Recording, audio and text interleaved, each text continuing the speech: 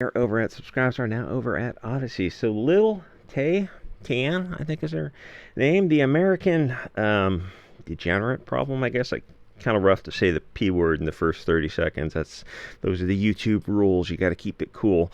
So how to explain this to a normal adult over, I don't know, a certain age, 40 something? The internet was a mistake, at least allowing, I don't know, beyond a certain group of people on it.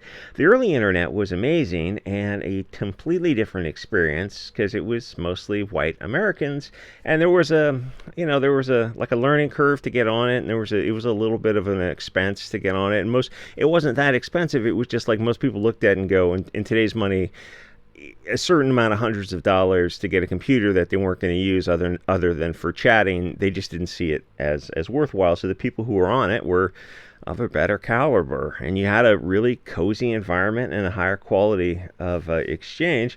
And then what happened was, well, instant messaging came. I think it was AOL was one of the earlier ones, and that kind of destroyed the internet when teenage girls started to use it. And the longer term issue is that the internet has led to a lot of isolation as it got better and allowed a more immersive experience. So the screen says, controversial star Lil Tay sparks backlash over her staggering OnlyFans earning just hours after turning 18. So pause and think about that for a second. She just turned 18 and did all this stuff. So she had men who were following her when she was under 18. And as it turns out, quite a bit under 18. Maybe you could justify, what do they call the Romeo and Juliet law of someone who's like 22 and 17. You go historically, people got married at all kinds of different ages. Totally get that. It's a little different.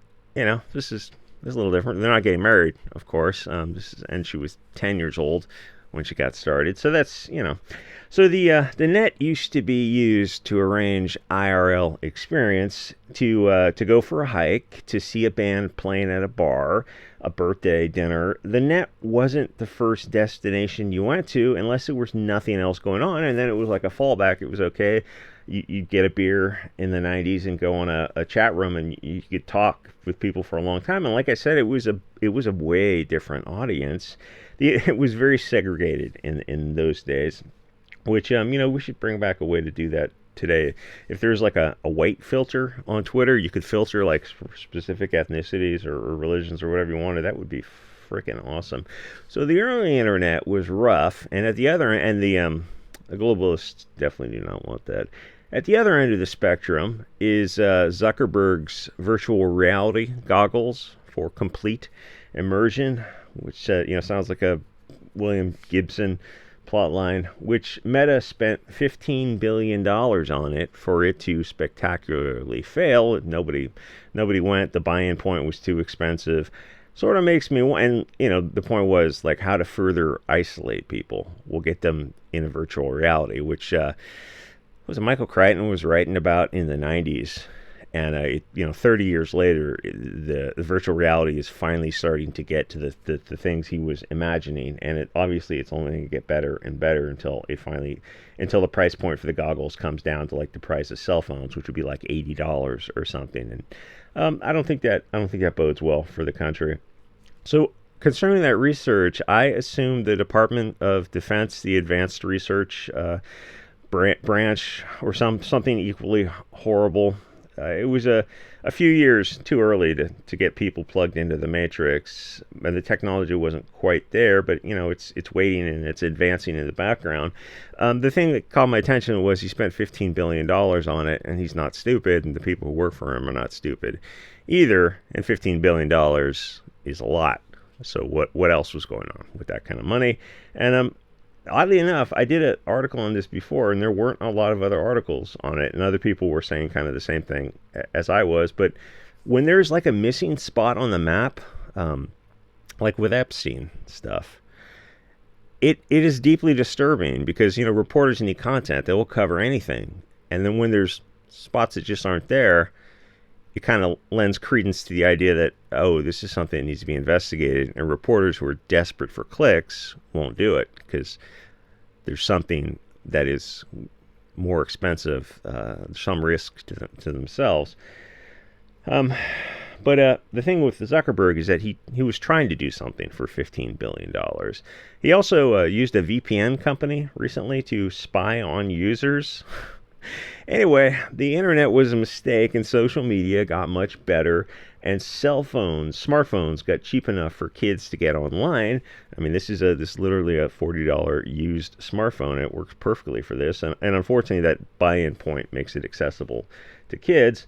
And what happened was kids started making videos for predators who are interested in watching 10-year-old children, which is, you're an adult, you have no interest in watching a 10-year-old children. Your own kids are fucking annoying enough.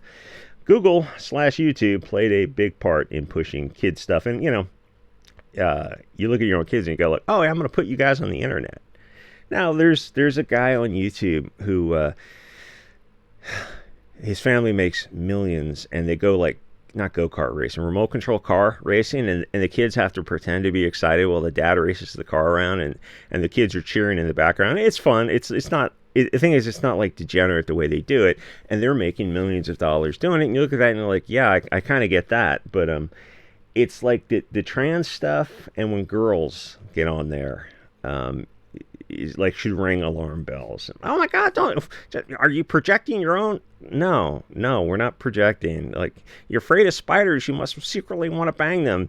No, but we know the world's a dangerous place. We know there's a lot of. I mean, you can go on Twitter and you can see videos of people abducting kids or attempting to abduct them because cameras are everywhere now. It's like, what can I say? They don't. I can't say it. Shit. So anyway, kids. Like this girl on a McLaren, I guess, and Soft got online and the world had access to them, which unfortunately for everyone involved also included the dirtiest country in the world that I can't mention. And it turns out that much of the third world are really into kids, and they're coming to the West by the millions. So good luck to us. This is kind of similar to that Olsen twins story that was in the early days of the internet.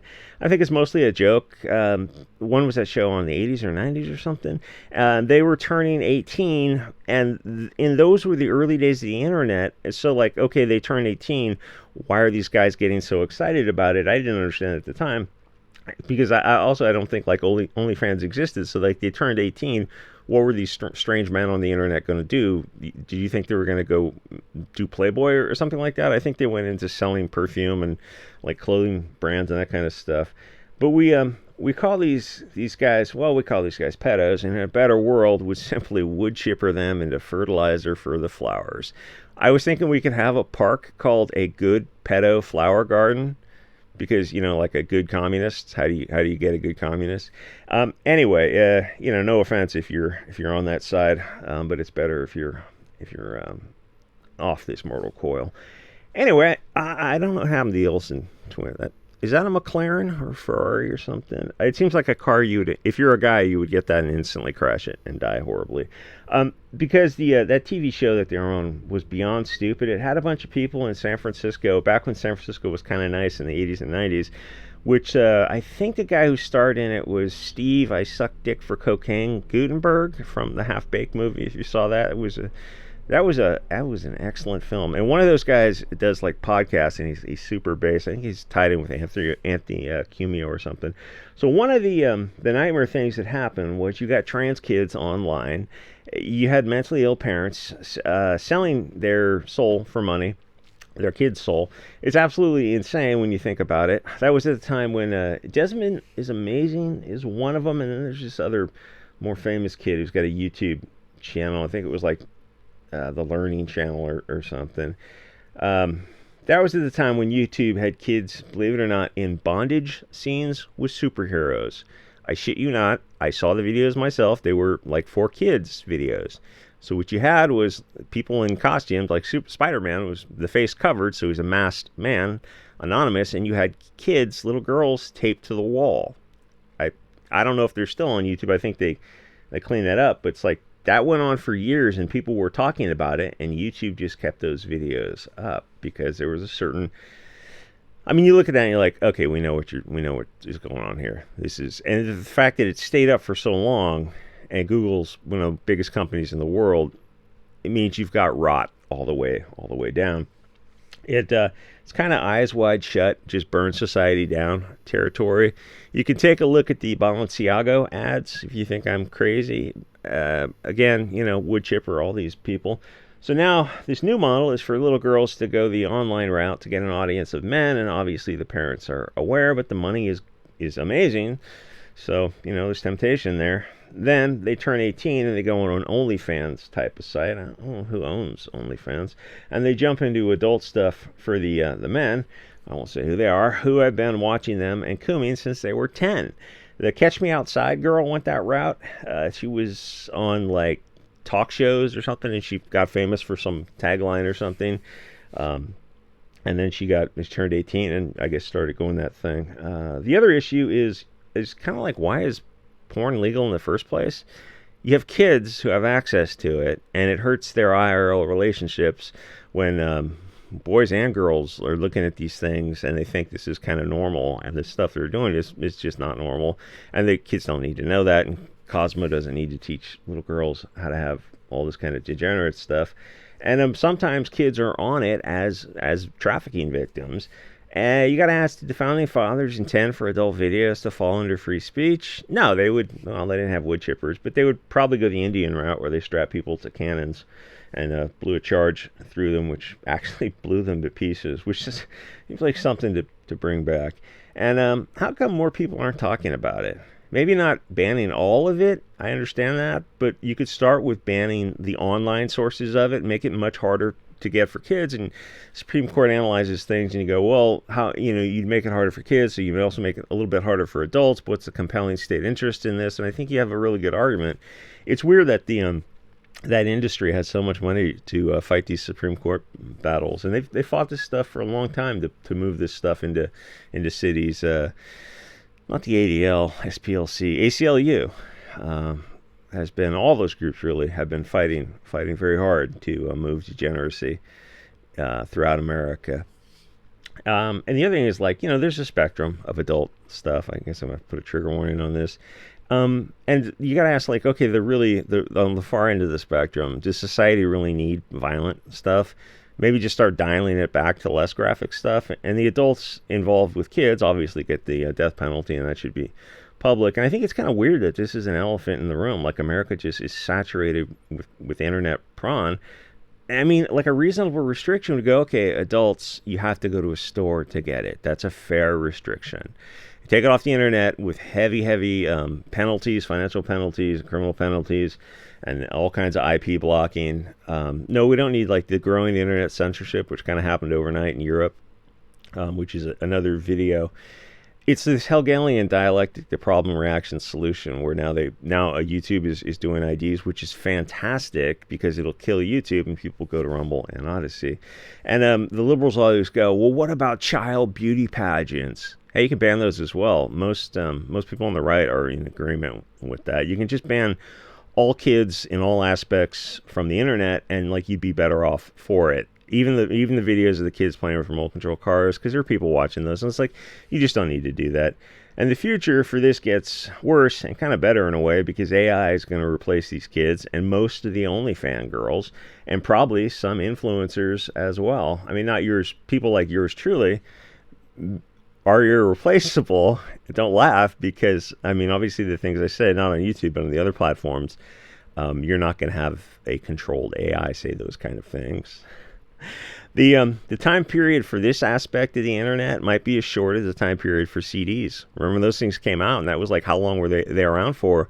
Like, at peak, they're like 20 years. We thought those were the highest technology, and it turns out, like, well, no, everything else, MP3s and Blu-rays or DVDs and Blu-rays, and I don't know what comes after Blu-rays.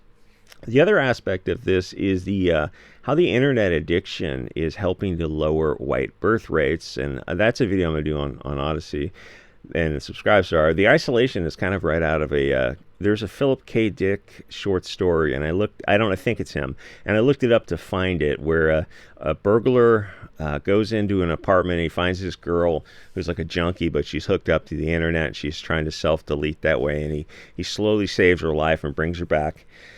And the punchline at the end she goes, "Who is this angel?" I guess they probably fall in love, and he goes, "I was coming here to rob you." and he had it like a change of heart. And I tried to ask the AIs the name of that book, and I couldn't find it. Or a short story, and I couldn't find that. But maybe one of you guys will know. So this girl made $1 million in her first day. Probably from like 90% of it's probably coming from this one country, in a time when things are unaffordable. And I don't know if I can try paying for healthcare if you have something wrong with you. You go, oh, I'm right in the middle class where I can't afford healthcare, but taxes go pay for other people to have healthcare. That doesn't seem like a working system, but it is. So honestly, like if I looked at this, like I don't know if I can blame her or her parents. You can do this kind of horrific stuff. You buy a house and then you retire. It's things are not good for a lot of people. Anyway, like, comment, subscribe, and well, it's another video. Let's do this video as prediction of what happens when things get worse in a diverse society. Oh, that's the other aspect of this is this kind of slippery slope, boiling the frog stuff is only possible in a diverse society that lowers social cohesion. You couldn't do this stuff in the 50s because you just say like, oh, we just don't do that here. That's just not acceptable. There's a good white Christian nation, but you can do almost anything now. There are no rules. And people are just starting to realize that the restrictions, the governor is taking off the carburetor. So things are just going to continue to get horrific. Though there are some moves to dial things back with trans. Europe stopped trans kids, and some American hospitals stopped mutilating and sterilizing children, so they have to wait until 18 before they get sterilized, which is bad enough, but it's at least a move in the right direction. Anyway, like, comment, subscribe. See you guys all next episode.